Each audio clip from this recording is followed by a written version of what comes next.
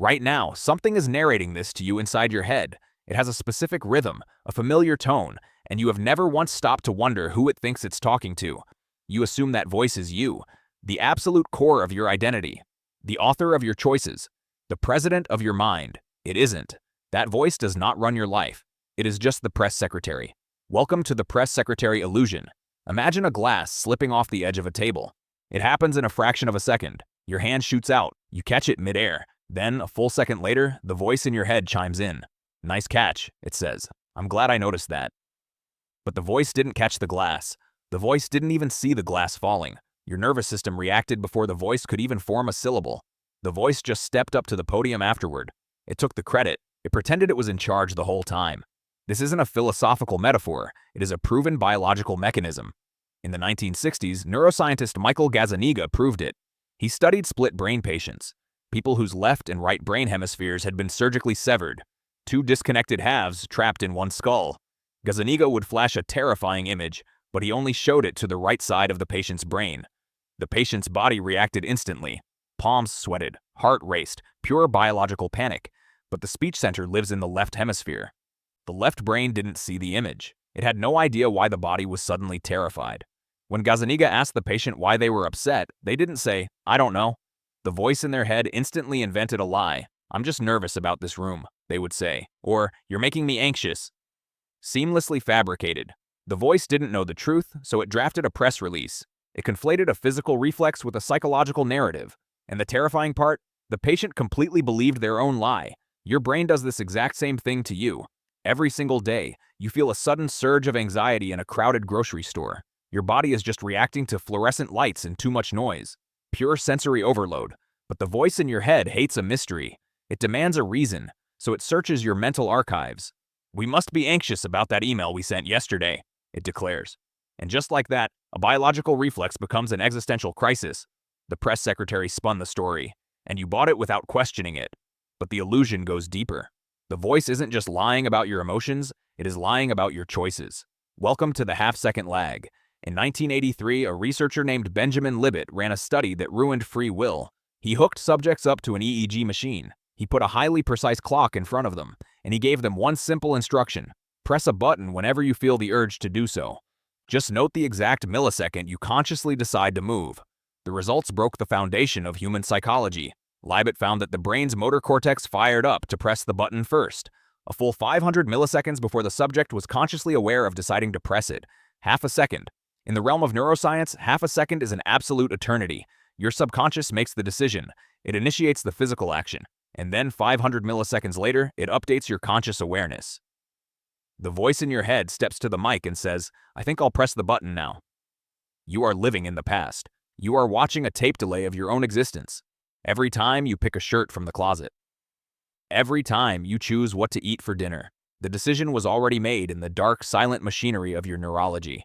The inner voice is just a sports commentator, calling the replay and pretending it through the pass. So why does it even exist? Why do you have this relentless narrator chattering away in your skull? From the moment you wake up to the second you fall asleep. This brings us to the echo chamber hypothesis. Human beings are apex predators because of one trait. We can model the minds of our tribe. We survived by predicting what other humans would do. Over millions of years, our brains became master simulators, but eventually that simulator turned its spotlight inward. The inner voice is just your brain trying to explain you to yourself. It is a threat detection engine running hypothetical scenarios. What if I fail this interview? What did she mean by that text? I shouldn't have said that stupid thing 5 years ago. It never shuts up, because its biological mandate is to keep you safe from a world that no longer exists. But here's the fatal flaw in its design, a flaw you can exploit right now. If the voice is talking, it must be talking to someone. When you read a book, the author speaks and you listen.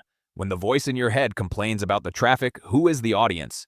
Who is the silent figure sitting in the dark auditorium of your skull? Listening to the press secretary drone on and on. You are. And this is the existential trap you've been caught in since childhood. You have confused the speaker with the listener. You are not the voice. You are the space in which the voice echoes. You are the silent awareness that notices the voice is speaking at all. Think about a moment of pure, unadulterated panic. A car swerves blindly into your lane on the highway. What happens to the voice in your head? It vanishes. It instantly evaporates. There is no time for the press secretary to draft a statement. There is no time for a narrator to say, I should probably turn the steering wheel to the left. You just jerk the wheel. You act perfectly, seamlessly, without a single spoken thought.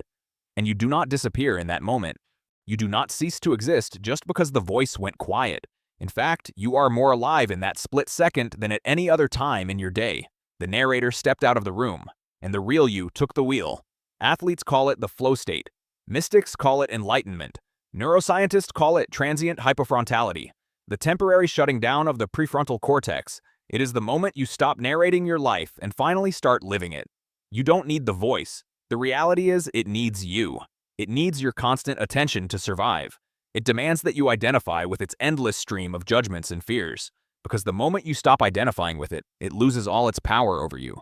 Try it right now. Stop reading the words on this screen for 3 seconds, and just wait to hear whatever the voice in your head says next. Just wait for it. Did you notice the hesitation? The slight pause in the static? Like a deer caught in the headlights. The moment you actively watch the voice, it stumbles. It doesn't know what to do when it's being observed, because a shadow cannot exist when you shine a light directly on it. This is the quiet power of the silent listener. You do not have to fight the voice. You do not have to argue with the press secretary. Arguing with it is a trap. It is just using the voice to fight the voice. A dog endlessly chasing its own tail. Instead, you just step back. You let it talk. When it tells you that you are an imposter, you simply nod. When it tells you tomorrow is going to be a disaster, you let the words bounce off the walls. You watch it perform its frantic little routine from the back row of the theater. And you realize something profoundly liberating. The press secretary can say whatever it wants. It can scream that the sky is falling. But it doesn't have the launch codes. It doesn't control your hands. It doesn't control your feet. You can feel completely paralyzed by the narrator's horror story and still walk out the front door. You can listen to it scream that you are going to fail and still press send on the email.